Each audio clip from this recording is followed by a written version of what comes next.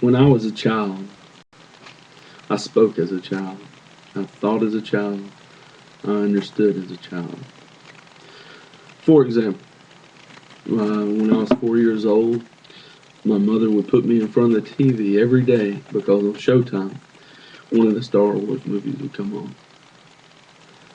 I was a huge Star Wars fan. Um, I emulated everything there was about Luke Skywalker. I wanted to be a Jedi. I loved playing with the Star Wars toys.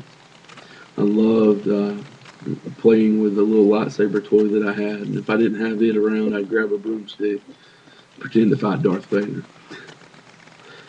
When I got a little older, I got into He-Man, G.I. Joe. I eventually got into comic books and things of that matter. And I'm still a huge comic fan. I still check up on them. And I love watching the movies and things. I just wish they'd make a Booster Gold movie. I'm just saying. Greatest comic book hero of all time. But these stories, they ingrain into a young boy such as myself an ideal of what a boy's supposed to grow up to be a man. I didn't really understand it at the time, but my idea was Luke Skywalker is fighting the evil Darth Vader. And at the end of the day, he's going to get the girl, which was Leia, until she turned out to be his sister. Yeah. But that didn't bother me at the time. I don't know why. It wasn't until I got into my teen years that I really just, But anyway. But I had this idea that as a man, when I grew up, I needed to be a hero. I needed to fight evil. And I needed to get the girl.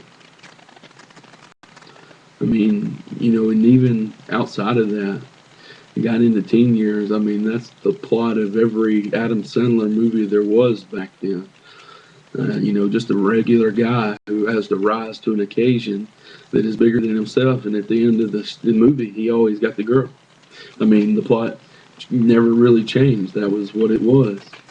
So, I mean, that's the idea of what young boys are learning to be when they're young. And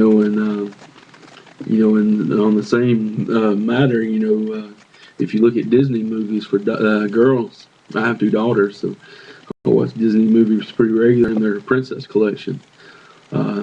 Teaches them that there's always a knight in shining armor out there to sweep them off their feet.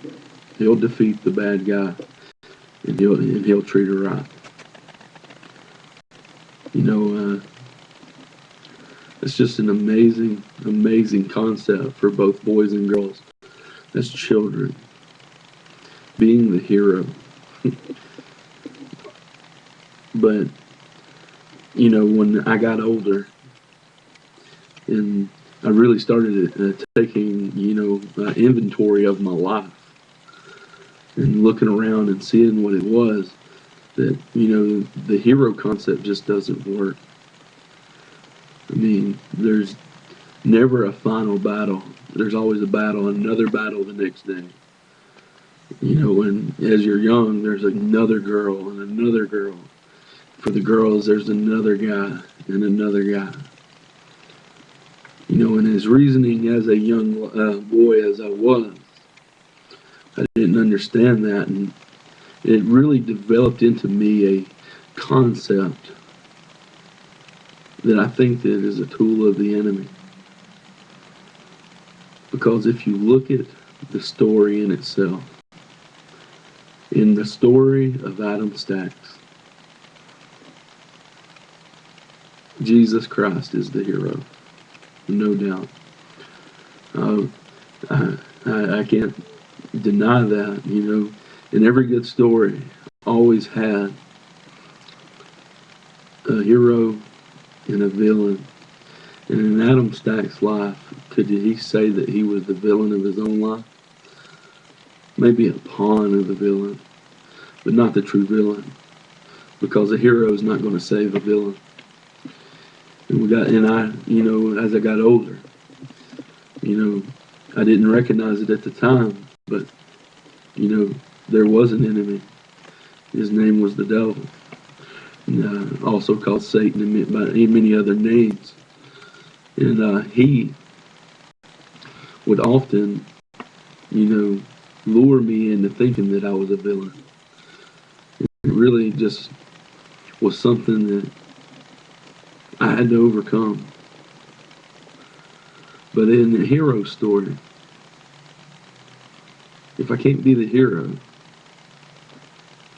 maybe I can be at least the sidekick. All good heroes have sidekicks, right? Batman has Robin. I mean, you've got all these sidekicks. I mean, what's Scooby Doo and Shaggy? You know, one of them without the other, it's just not the same. But that's not how it works either. Jesus doesn't need a sidekick. A sidekick would imply that he needed help, and he didn't need my help to save me from from the pits of hell. So I had to come to the realization that when I was a child, I spoke as a child, I thought as a child, and I understood as a child. But when I came a man, I had to put childish things away. And that means in the story of Adam Stacks, Jesus is the hero, the devil is the villain, and I am the damsel in distress. And I'm okay with that. I'm okay with needing saving, because I recognize that despite what the world tells us about, as a child, as I was trying to be Luke Skywalker, that no, I can't be that fictional character, because I'm the one that was in trouble all along. And I accepted him. I accepted him as my savior. He's my hero. You know, and there's, as a man, you think of something as a hero as the hero sweeping in and saving the damsel in distress, like the image of Spider-Man swinging off, holding the girl, or Superman flying around with the girl in his arms, and you realize that that's you. That's you who's being done that way. It's not natural, as far as the world is concerned, for a man to need a hero, but we do, and we got one. You know, I can see, and I can tell you now that studies have shown that more females are joining the church than males are in this country. And it only seems natural to me because when they're younger, they're taught to look for that knight in shining armor that's going to sweep them off their feet and save them from whatever.